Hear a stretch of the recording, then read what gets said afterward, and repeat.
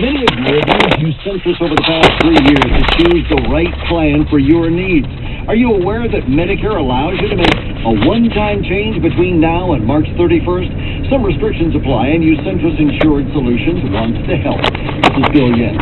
Centris Insured Solutions, a Primera company specializing in Medicare, offers multiple choices from a single source and has served the Northwest since 1984. Centris Insured Solutions has helped thousands of seniors find the right plan for their unique needs. Get your own no-obligation one-on-one consultation on the phone or in their office or even at your home. Plus, with this one call, you can learn all you need to know about all the plans available. 1-877-305-EASY.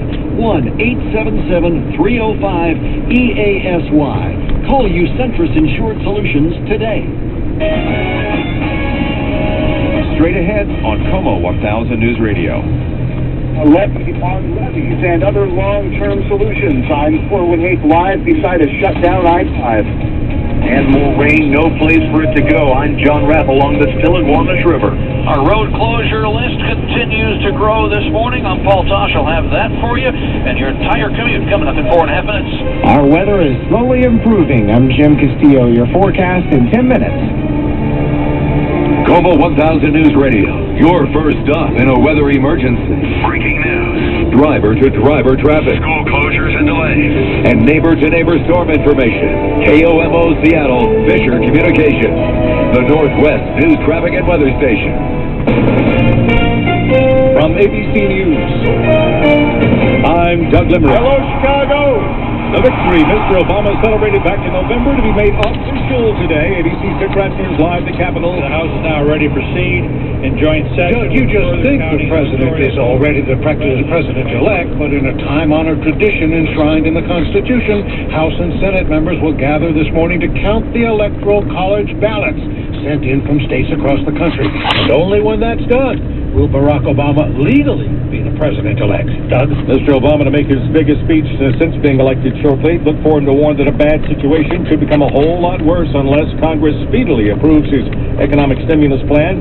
Well, as Kerry Leahy says, the president-elect will have to hit the ground running, will be faced with some difficult decisions. He has a lot of conflicting challenges. He needs to reduce the deficit in the long run, but in the short run, he really has to say to himself, we just have to say deficits be damned and try to right the economy and right the financial market. Wall Street to be listening closely.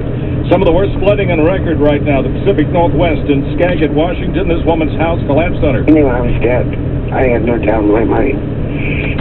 When I seen the walls coming at me, I knew I was done. But she lived to tell about it. Thousands evacuated from their homes in western Washington, roads underwater. And the next big concern is the big snow melt in the mountains. That's twofold. One, there is a severe avalanche danger right now. All the east-west highways across the state that go through mountain passes are now closed because of the avalanche risk.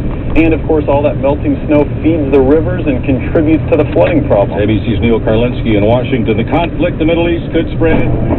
Another day of fighting in Gaza. More Hamas rockets fired into southern Israel, but today a new and alarming turn of events. Rockets fired from Lebanon into northern Israel. Not sure who launched them. Some Israelis were injured. Efforts to implement a permanent ceasefire ongoing. You're listening to ABC News.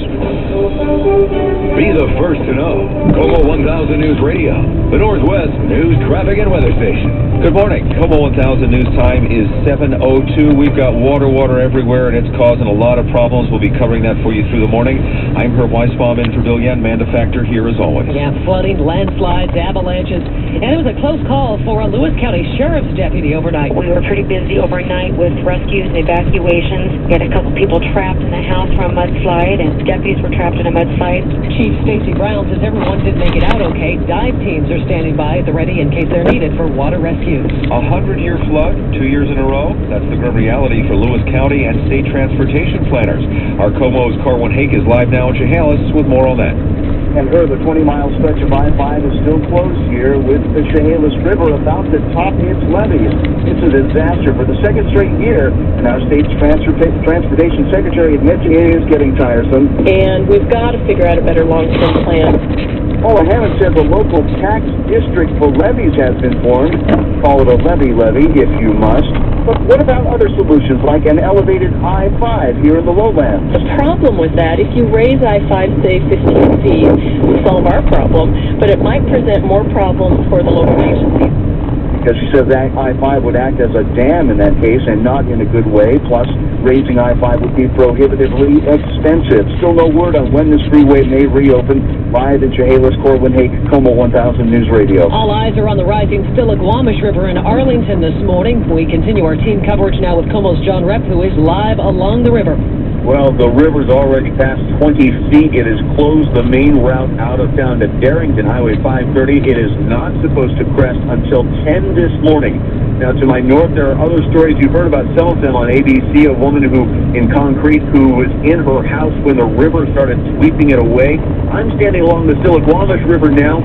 Hard to see much of anything, but you can tell that it has stretched out. It's covered a part here.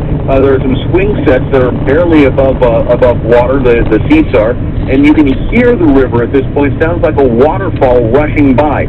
Now, I had talked earlier about the Red Cross shelter. It didn't seem like it was open, but apparently it is. There was some storm damage at the church that knocked out some of the lights. So that Red Cross shelter in Arlington is open. They have 2 people there who have spent the night, and they have capacity for many more. They are expecting more people today.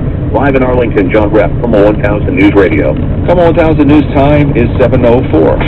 Provo AAA traffic every 10 minutes on the 4. I recognize all freeways are beginning to thicken up, but I want to get to the road closure list. This is the big stuff. This is not a full list. You can get that list, the entire one, even the small roads, on ComoNews.com, and all your flooding information is right there before your very eyes. But let's get to the highlights here. Of course, let's talk about the Snoqualmie Valley first. Really, the entire valley is underwater, including 124th and the Toll Hill Road across the Snoqualmie Valley. The Toll River Road is closed. 203 between Falls City and Carnation is closed. Now 203 north of Duval also closed. 202 on either side of Falls City.